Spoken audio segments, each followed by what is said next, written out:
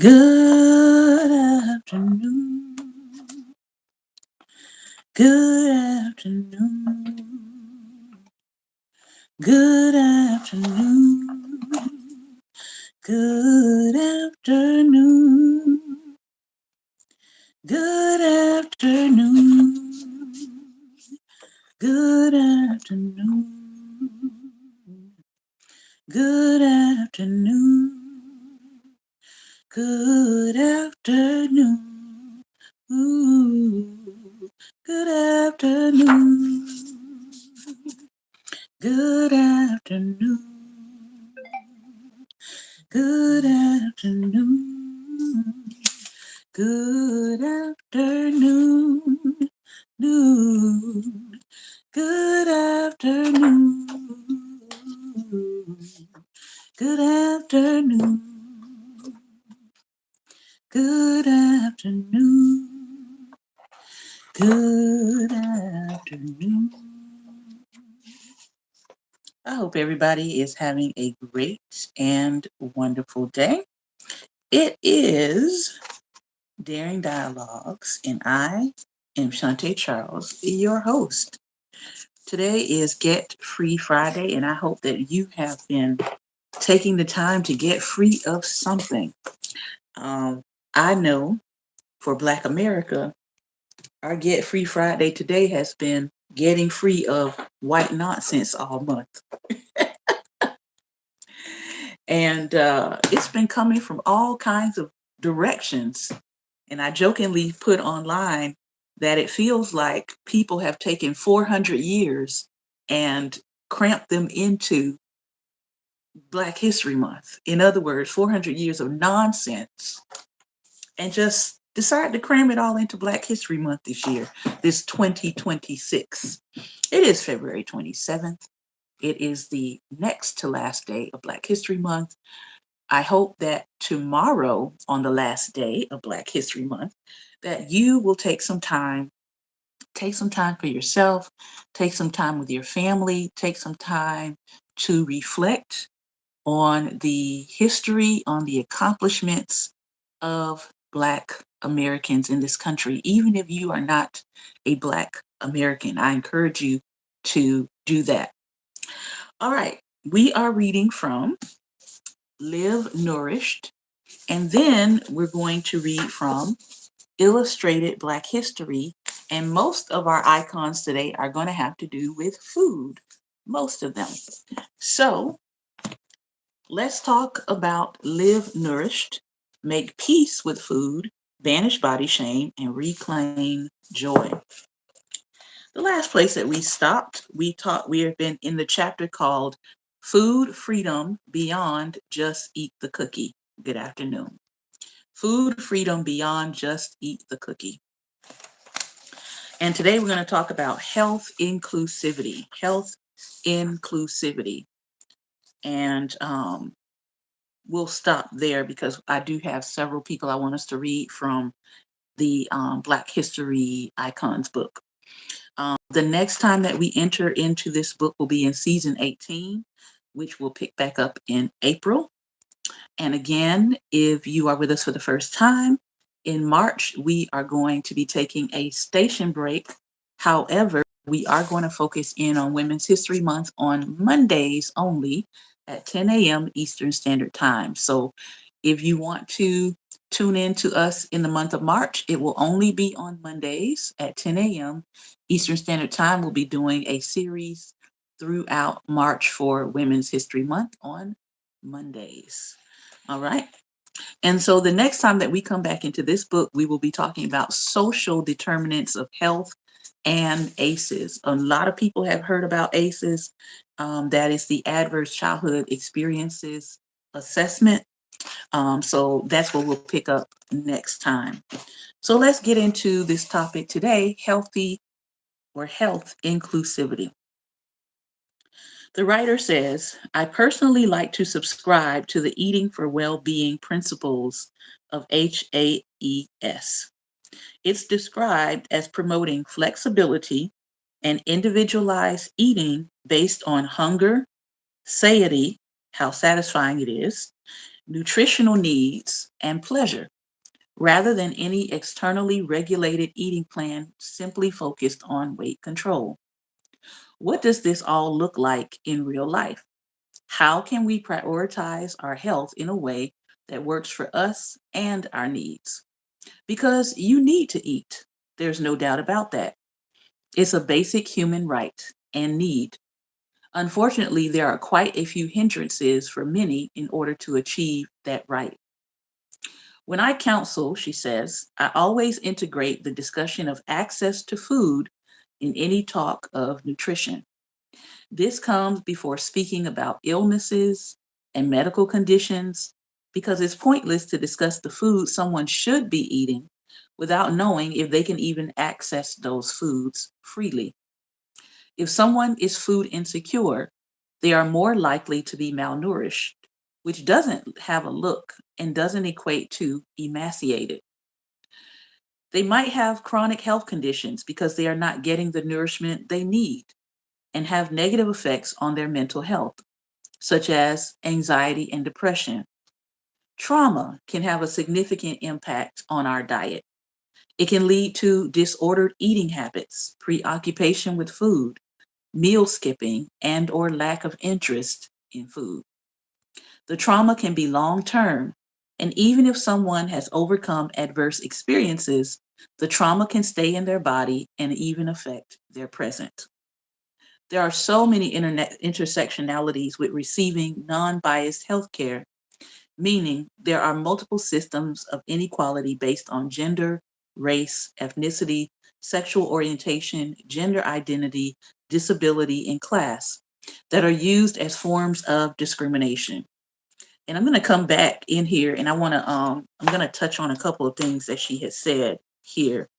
Um, and I'm just going to take a moment to highlight them. Here, here, and here. All right. She goes on to write, therefore, there are multiple stigmas and biases that many others might face, and not being diagnosed and treated properly can happen to anyone with a marginalization.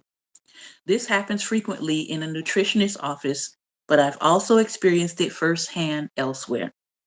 I'll never forget when I was in my mid 20s getting my annual checkup with a new OBGYN.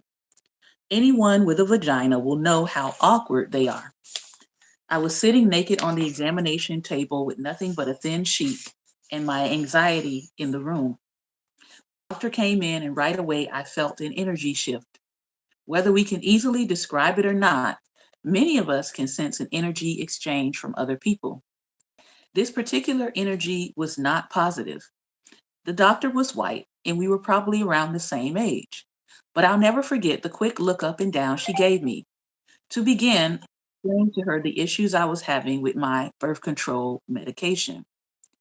Without even looking at me, she said, using protection helps. Um, huh? There was no question, only an assumption. Mind you, I had already filled out the questionnaire and gone over this information with the nurse practitioner, who asked about sexual history, which is standard. The implication threw me off. I sat there for a few seconds, flabbergasted, and just said, yes, I use it. Again, no eye contact. How many partners do you have?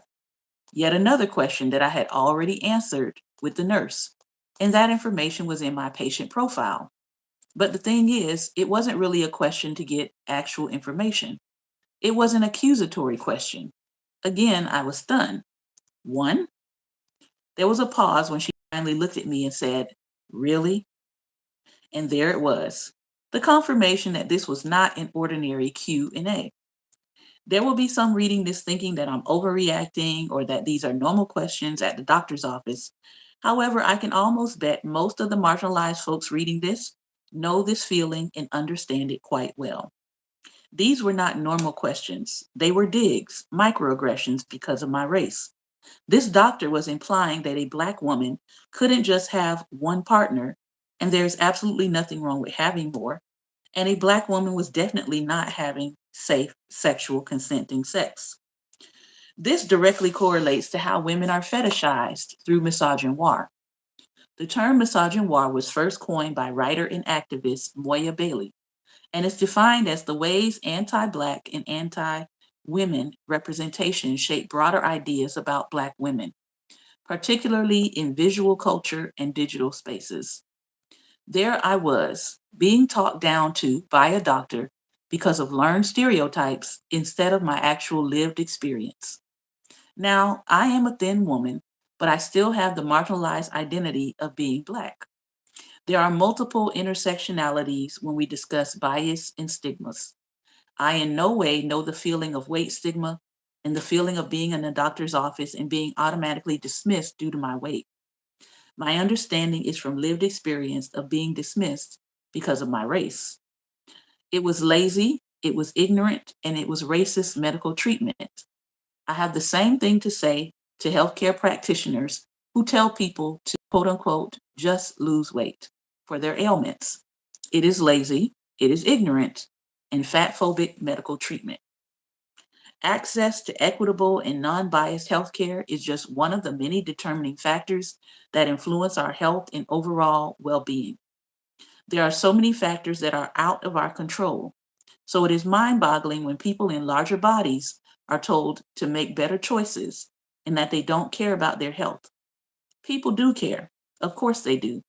It is extremely disheartening, however, to struggle to access nutritious food and clean water. It is also a struggle for those working multiple low income jobs to feed their families. It's not non compliance or not caring, it's systemic barriers that are often put in place. Now, she says a couple of things here I want to go back to because as I was reading, my memory on some things got jogged. And if you're just coming in, we are talking about health inclusivity from Live Nourished. If you want to find her work online, she does teaching all the time, absolutely free on her page. And her page is called The Nutrition Tea, TEA. The first thing she talked about here was how when she meets with people, she has to first assess whether or not what kind of food access they have.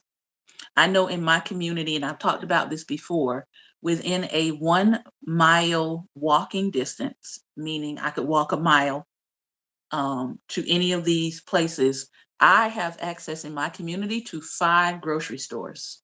5. The community I lived in prior to moving to where I am now, there was access to 1 grocery store within a mile or within a mile walking distance. Now, if you don't have a car, that would make a difference as to your access to food. If you don't have a bus system that regularly comes through where you live, or in some places that are more rural, you might not have a bus system at all in your community yet. That's going to limit your access to goods. If your community doesn't have a farmer's market, my community has one. Again, it takes me 3 minutes to go to the location where my farmer's market is in my community. A 3-minute walk versus a mile. Okay. So when we try to get online and tell people what they should be doing and what they should be eating, as she said, I want us to keep in mind, who is your audience? Who are you talking to? Do those people actually have access to those things? People tell me about Whole Foods and Trader Joe's all the time. In order for me to go to a Whole Foods, I have to drive a 20-minute drive to get to a Whole Foods. If I'm going to Trader Joe's, it's between 10 and 15 minutes drive to get there. And do I have access to a bus system? I do. I could take the bus to go to Trader Joe's. Okay. But that's time, that's money, and a couple of other things. If I didn't have a car, I wouldn't be driving to Whole Foods or Trader Joe's because I don't have the car. Or I would be relying on someone else to take me. Or I could rely on a grocery delivery system. But then that would mean that I would have the extra income to pay the grocery delivery system fees to get my food from somewhere farther than what I live. These are the things that people don't want to talk about when they tell people what they should be doing or where they should be shopping or where they should be going. All right. So I want you to think about that as you're having conversations with people around food. Do they have the access to what you are suggesting that they go get? Do they have the access? All right. Secondly, she talked about how trauma can have a significant impact on our diet. Because of a traumatic event I went through in my childhood, the sight of lima beans makes me gag because I went through a period of time in my childhood where I was homeless, and the person that we were living with in their household, they spent a lot of time mistreating us and being very microaggressive while we were living with them. And all they fed us for 4 months was white rice and lima beans. I finally, after about 20 years, have gotten over my aversion to white rice. I'm still working on the lima beans. Um, but yeah, so people can have trauma around certain foods, and they're not going to eat those certain foods. I had another friend of mine who he told me that he has a serious aversion to peanut butter. And anytime he would see peanut butter, he would get these like gagging feelings and like he couldn't breathe. But it was for him, again, it was centered around trauma. He had an experience where his family had made him a peanut butter and jelly sandwich, and he accidentally dropped one part of the sandwich on the ground and it was on carpet, and that relative made him pick it up and eat it with whatever was on it because they weren't going to make him another sandwich, and he ate it. And to this day, he has an aversion to eating peanut butter because it is attached to his trauma. So trauma can have a significant impact on our diet. And then she talked about how with these medical, in the medical field in general, that there are lots of ways and intersections that can happen that can be used as a form of discrimination. I'll tell you about two. Usually, these days, when they have you filling out a form, especially if you are a new client to a doctor, I feel like they are asking certain questions on there because they are trying to determine what your class is. And sometimes, again, that can be used against you to discriminate. So there are certain questions that I no longer answer on medical forms, like, what do you do for a living? It's none of your business. It's none of your business. It's none of your business what I do for a living, because that's a class question. If I was homeless, would you treat me differently? In a lot of cases, yes, people get treated differently if they're homeless and they're seeking medical care. So you just have to pay attention to that. I just know, like, when I'm filling out forms, if I get the inkling of a feeling that this is a form being used to discriminate and decide what level of care or treatment you're going to give me based on what I put down, there are some questions I just do not answer. I don't. um, the second thing about that is I will never forget. I was living in South Florida, much younger, in my 20s at the time, and I had gone into the sun and I had been out in the sun for like a really, really long time. And my lips began to blow up. Like it looked like I had been stung by a bee or something. And my lips are already big. Okay. So my lips were like super, super huge. And I didn't know what was going on.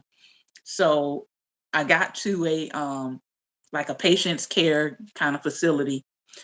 And the doctor came in. He took one look at me, and this is what the doctor said. I was like, "Are you kidding me?" Like she said, I was stunned. He said to me, "So how long have you been HIV positive?" This person looked at me visually, and that was the first question that came out of their mouth. How in what world was that appropriate? None. There had been no tests, nothing had been done. He had just come in. And I looked at the doctor and I said, "I don't have HIV. I'm not HIV positive. And as a matter of fact, let me get my stuff and let me go somewhere else." because we not doing that. I said, what the what? Needless to say, I got up out of there because what in the entire world are we doing here? Went to another doctor because I was not about to stay there. Turns out that was the first time that I learned that I had a sun allergy. Yes, me as a Black person, I have a sun allergy. I cannot stay in the sun for long periods at a time, hours and hours, even if I wear sunblock. I also have a couple other allergies. Like I have an allergy to aloe, which a lot of Black owned businesses and products have in their ingredients. So there's a lot of stuff I can't use because it has aloe in it. There's some sunscreens that have aloe in it, to soothe the skin. I can't use those. But this was my first time finding out that I actually had an allergy. I'm allergic to the sun. I can't be out for lengthy periods of time. So for those of you who are like, "Ooh, I'm going to go outside and I'm going to bake and, my melanin is going to be popping for the summer," I can't do that. At least I can't do it for long. All right. And when I feel these burning sensations all over my body, I better get out in the sun or it's not going to be pretty. All right. So when you have that kind of thing happen to you, you get a little bit more cautious about going to a doctor.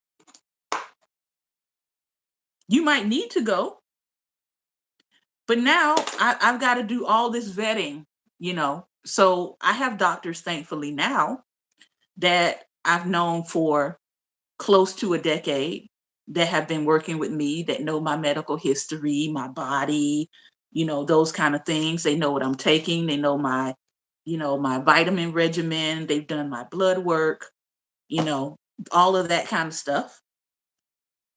But having somebody just make a snap decision about you, that's why when I read that, I could completely understand where she was coming from. Having somebody just make a snap decision about you without even really doing their job as a doctor, totally unacceptable. Exactly, Lady Shantae. Wait, what? Yeah. And when you feel something like that occur, you can do exactly what I did. I wasn't going to stay there. Because what are we even talking about? What are we doing? We just looking at people and diagnosing them? No studies, no tests, no blood work, no nothing? Mm-mm. If you have an experience like that, you have the right to say, no, thank you, and get up and seek another opinion or seek another doctor. You do not have to stay under doctors that don't care about you, that make snap decisions that are not based on data. You don't have to stay in that situation. Now, I will say, it was an inconvenience for me to get up and go somewhere else, but I wasn't staying there. It might inconvenience you to find another doctor. It might, especially in this economy and the way insurance is playing around. But you have to do what is going to be best for you in the long run. You have to do what is going to be best for you in the long run. I'm moving to our next book now. And as I said, we want to look at some icons of food. Many people know this icon. Her name is Leah Chase. And this is his lovely, looks like, yeah, that's color pencil drawing of Leah Chase. I believe her family had a television series at one part. Leah Chase lived from 1923 to 2019. She said, "Food builds big bridges. If you can eat with someone, you can learn from them. And when you learn from someone, you can make big changes. We changed the course of America in this restaurant over bowls of gumbo. We can talk to each other and relate to each other when we eat together." Even in her 90s, Leah Chase still reported to work at Dookie Chase's restaurant in New Orleans every morning, as she had done for 7 decades. One of 14 children born to Hortensia and Charles Lange, Chase grew up in Madisonville but moved to New Orleans after high school. There she married band leader Dookie Chase Jr. and went to work at his family's bar and lunch counter before convincing her in-laws to let her take it over. She transformed the sandwich shop into a full-scale restaurant in 1946, and this dream gathering spot quickly became one of the city's crown jewels of Creole cuisine. Inspired by the fine dining treatment she saw through the windows of whites-only establishments at the peak of the Jim Crow era, Chase wanted to offer Black diners a commensurate level of service and flair. She presented multiple course meals on beautiful dinnerware and served up gumbo, crab soup, greens, and grilled fish in cream sauce. Dookie Chase's was soon a hit. This restaurant was integral to the community, not just because of the food and ambiance, but because of Chase's political involvement. Rejecting segregation laws that made it illegal to serve white and Black people equally, Chase constantly hosted a mix of dinners and ensured that those supporting the civil rights activism of the day had a place to eat. Feeding a range of people from NAACP staff and voter registration volunteers to luminaries such as Martin Luther King Jr., Chase worked to keep the restaurant a safe space for those frontline leaders. They often held secret meetings on the top floor of the restaurant building.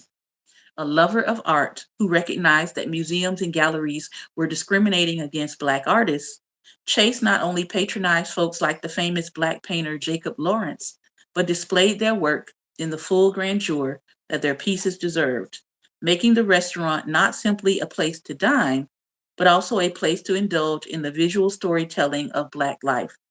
She cooked for 3 U.S. presidents, Bill Clinton, George W. Bush, and Barack Obama, among many celebrities over the decades. The Dookie Chase cookbook, published in 1990, is considered a classic of Black Creole cooking. Dookie Chase. All right. Our next iconic person, and this is also done in color pencil, Abby Fisher. Abby Fisher. Abby Fisher. Abby Fisher was born in 1831, and the year of her death is not known.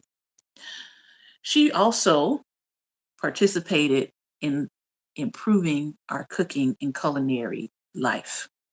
She said, "This book will be found a complete instructor so that a child can understand it and learn the art of cooking." The San Francisco Mechanics Institute Fair bestowed 2 competitive medals upon Abby Fisher in 1880, a silver for the best jellies and preserves, and a bronze for the best pickles and sauces. The high praise was at that point no surprise. Fisher had established her pickles and preserves business in California after moving from Mobile, Alabama with her husband Alexander and their 11 children. After their arrival on the West Coast, she founded that business under her own name, Miss Abby Fisher & Co. Fisher was a well-known and broadly celebrated culinary expert with decades of cooking experience. Prior to winning the medals named above, she netted the highest honor at the Sacramento State Fair in 1879, among other regional accolades. Formerly enslaved and unable to read or write, she expertly dictated her cooking knowledge, which yielded her 1881 cookbook, What Mrs. Fisher Knows About Old Southern Cooking. Her collection, published by the Women's Cooperative Printing Office, features straightforward guidance on ingredients and technique, with more than 150 recipes that range from beaten biscuits, pies, and sauces to gumbo, jambalaya, calf's head soup, and roast venison. Little is known about her life, but the events we do know boggle the mind. How on earth did this culinary pioneer achieve so much while raising 11 children? Part of her success can be attributed to her phenomenal memory. She was able to recall and recite precisely the exact details of all of her culinary creations. Her first publication was long believed to be the first African American cookbook, but the 2000 discovery of a work from 1866, a domestic cookbook containing a careful selection of useful receipts for the kitchen by Melinda Russell, a free woman of color in Memphis, shifted that narrative. Both publications reflect a muted history in which Black women became expert in and were in demand for culinary knowledge nationwide. Fisher and Russell wouldn't have been able to publish their cookbooks without the support of white patrons at the time. That these pioneers were able to formalize such an effort at a time when Black people had only received secured legal freedom suggests the high regard in which they were held. The publication of Black authored recipes at that period shows the deep interest in Southern, and specifically Black cooking, that existed throughout the country.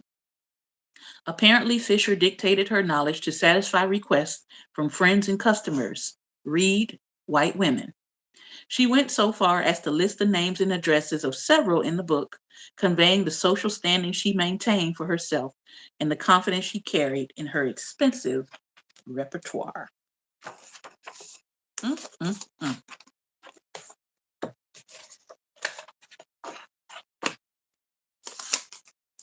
Next up, Toni Tipton-Martin.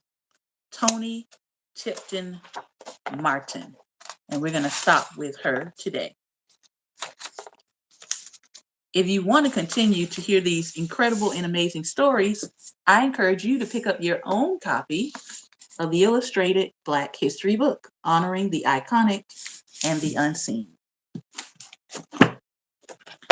And here's a picture of Toni Tipton-Martin. There she is. She is still living, and Toni was born in 1959.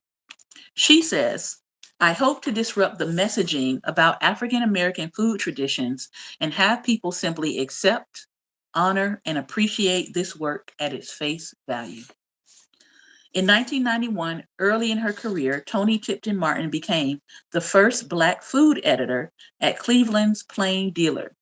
She then topped herself by being appointed editor-in-chief at Cook's Country magazine in 2020, the first person of color to lead an America's Test Kitchen publication. Her role makes her one of only a handful of Black editors to command a major American food publication in U.S. history. A constant thread throughout Tipton-Martin's work has been the expansion of the story of Black food in the United States. Her contributions are in conversation with leading writers and culinary historians such as Jessica B. Harris, Frederick Douglass Opie, and Adrian Miller, whose collective work conveys a full, rich narrative of American food. To tell the story of Black food is ultimately to tell the true story of America. Although the most optimistic interpretations of American cuisine acknowledge a wide-ranging cultural input, the story, according to mainstream media, has been that Black cooking authorship, when it exists, is ancillary to Eurocentric preferences and just born out of instinct and thoughtless rudimentary acts. Tipton-Martin noticed this biased narrative while working as a food writer at the Los Angeles Times in the 1980s. The Test Kitchen library was filled with both modern and early recipe collections, cookbooks that stretched across time and place. But Black cooks were absent from these records, which she knew to be a misrepresentation of Black contributions to American cuisine. After all, it had been Black women, in a large number of cases, who were leading white-owned kitchens throughout more than 300 years of slavery and segregation. Her interest resulted in a decades-long accumulation of Black-authored cookbooks, a collection that has grown to more than 300 tomes today. That research yielded her important and beautiful book, The Jemima Code, in 2015, which through vivid illustration, photography, and contextual essays records 2 centuries worth of African American authorship. And now I got another book to go find.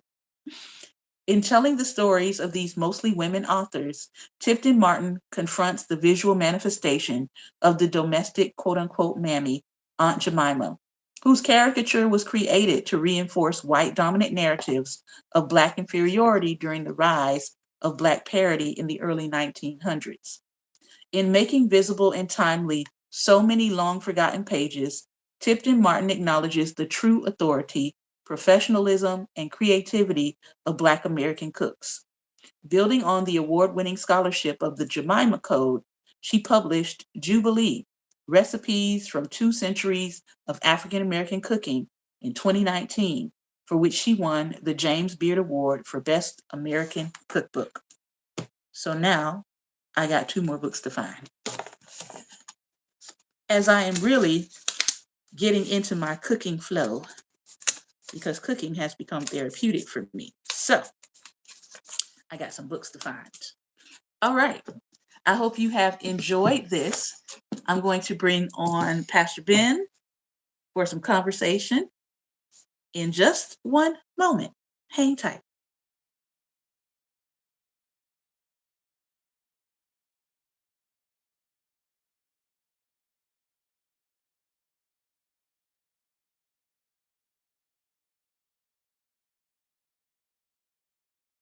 Please tell me in the comments what you have enjoyed about this Black History Month. I know we've had lots and lots and lots of shenanigans going on, um, but please share in the comments something that you have enjoyed this Black History Month. And guess what? I still have a painting to donate and give away. This is my painting that I created of Fannie Lou Hamer. It is in acrylic on canvas. It is a flat piece of canvas, so it's not hard to hang. Um, Again, if you are a Mississippian or you are in touch with a Mississippi museum, I would love to donate this piece.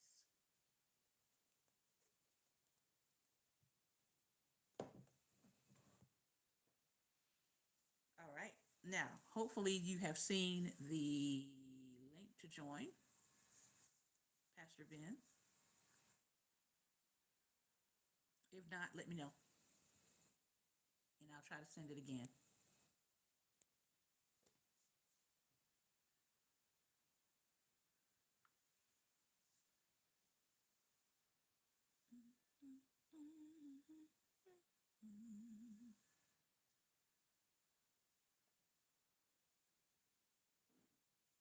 Good afternoon. Good afternoon. How are you? How are you? Can you hear me? I can. Okay. I can hear you, but the screen is frozen. Okay. You can go ahead and talk if you can hear me. Okay. Uh, where do I start? I think I'm going to start with your doctor Mm-hmm. because that was crazy. Yes. You see a black female with an allergy, and you think she's AIV positive, HIV positive. Mm-hmm. Makes perfect nonsense. Yep. Is he still practicing? Oh, I don't know. I was so irate and shocked that I just got up out of there. Like I didn't try to do the whole reporting name badge and like none of that. I was just, how dare you? Yeah. Yeah, didn't make sense at all. This was in Tallahassee, Florida, and it was at like a patient's first kind of facility because I was trying to get to the Hmm. nearest place I could get to figure out what was going on with my body. And yeah, and rather than get help, I got traumatized. Hmm. Okay.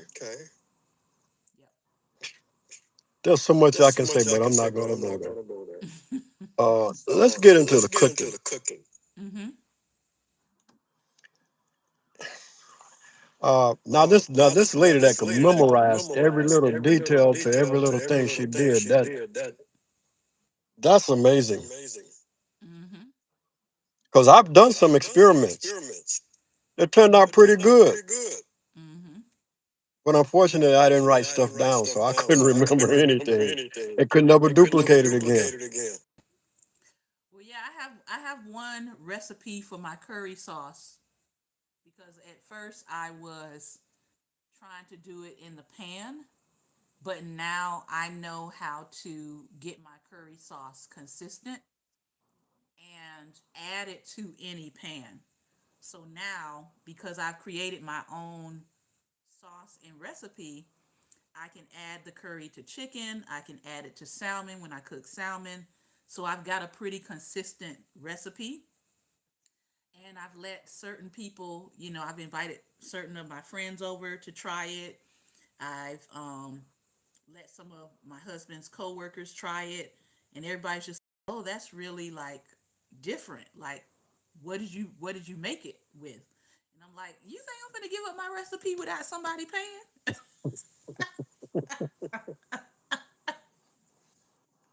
I think not. So I said to myself, what I eventually want to do is I do want to sell it. I do want to sell the recipe because I feel like I can package it, like some of the pre-packaged sauces, so that you can Mm-hmm. pour it over anything that you want to season with curry. And so I do have it written down. I know exactly how much, ingredient to put in it. And I've done it enough times to get the same consistent flavor so that I know that it works. But we've talked about it here before. My journey to learning how to cook came came literally through the fire. Through the fire.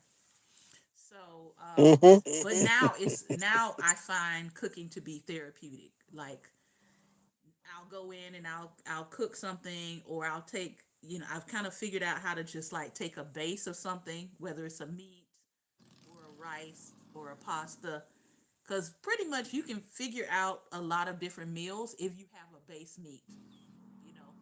So you could do like a grilled something, you could do something baked, you could do a stew, all with the same base if you have chicken, and make three meals at one time.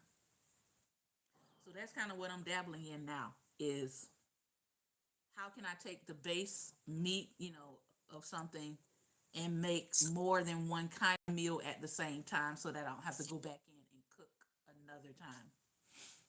Um, but again, some people don't like leftovers. I like leftovers, so that works out. We both like leftovers because I feel like the your flavor goes into your food a little bit more the next day. Mm-hmm. So that's why I like leftovers. I feel like the next round actually to me tastes better because your sauces and everything get a chance to soak into the food more. And that's why I can't understand why some people won't eat leftovers. I don't know either, but that ain't my house. Yeah, cause the second day is much better. Or if you don't eat it the second day, it's the third. Whatever. The next time you eat it, it's better because everything had a chance to actually just sit in and soak in and marinate and blend. I don't know. Maybe they never got that lesson, or some people feel like it's. I know some people it's a class thing. They feel like it's beneath them to eat leftovers, and and that's how unfortunately a lot of food gets wasted in America. Um, People, they waste food. They eat it and they're just like, oh, I'll throw the rest away. It's like that's a Mm-hmm. lot of waste. That's a lot of waste. Us as a nation Yeah. participate in. But yeah, I love leftovers. I love Me too. them. Yep. I'm like, let the flavor sit in more. But yeah, Mm-hmm. I found that to be interesting, that the last lady that we looked at was is a food writer, and she noticed how black people were being left out of the food history of the country. Isn't that interesting? The people who Listen. were feeding the people who were feeding these others who weren't Mm-hmm. going to get in the kitchen and cook, They were doing the feeding, but now they're being left out of the culinary history of America. Who's Mm-hmm. surprised by that? Who's surprised? Not me. And you know something? I almost went there with the black women. They were doing the cooking Mm-hmm. all through history. They were doing the cooking Mm-hmm. on the plantation. They were doing the cooking. Mm-hmm. So much so that it became Southern food. Right. They took the other people's trash and turned it into a delicacy. Mm-hmm. And I heard about that with now black people are struggling to even create our own delicacies because of the hijacked price of all the things that used to cost pennies on the dollar Mm-hmm. because we were eating it, right? So people weren't paying attention. But now that they have decided that it's a delicacy, they do what they always do, which is jack the price up on stuff. Mm-hmm. Because where there's money to be made, they gonna make it. So now the things that black people were using to nourish themselves that was inexpensive to get by, you're literally almost like it's pretty much like gentrifying food. The same thing with neighborhoods. You're pricing black people out of the foods that they came up with to cook, to survive. Mm-hmm. You're now pricing them out of the very things that they came up with to cook, to survive. Because now you want to put your French flair on oxtails. And you had to go to oxtails. And Big Mama is like, what you mean these oxtails cost $65? Oxtails used to cost $3, $4. Mm-hmm. What in the world is going on? And it's because when other people start dipping into your food ways, now they gotta extort. Because that's what happens. It's extortion. These prices are extortion prices. A whole mess. Mm-hmm. A whole mess. So, as I said, You- I'm not giving my recipe to nobody for free. You can taste it, but you can't watch me cook it. You got to stay out my kitchen. Stay out my kitchen. Mm-mm. Nope. Yep. Can't blame you there. Final thoughts. Ooh, when it comes to the history of food in this country, we were the pioneers. Now, while other people did come along, other cultures, they did come along with their thing, and it was great. But here's what's crazy. As you just said, the people that didn't contribute, those are the ones that's taking it over. But then they want the ones that originated the stuff. They don't want them here. They don't want nothing to do with them. But we want your food. We want your culture.